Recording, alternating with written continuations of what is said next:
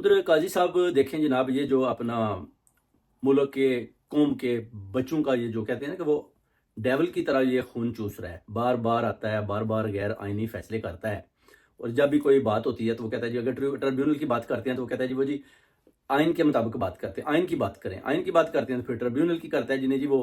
इतने जजों का ये फैसला है, मेरा ये फैसला है, इस तरह के यानी ना एक अजीब किस्म की इसने आप देखें कि जब ये केसेस सुनता है ना तो अजीब किस्म का इस आदमी का रवैया होता है। और कुछ सामने वाले को समझ नहीं आती कि ये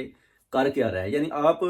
आइन और कानून के मुताबिक सोचते हैं, मगर काजी हमेशा गैर आइनी तरीके के साथ खिलवाड़ करता है कौम के साथ, क्योंकि जिस चेयर पर ये बैठा हुआ है इसको समझ नहीं कि मैं उधर बैठकर जो फैसला दूंगा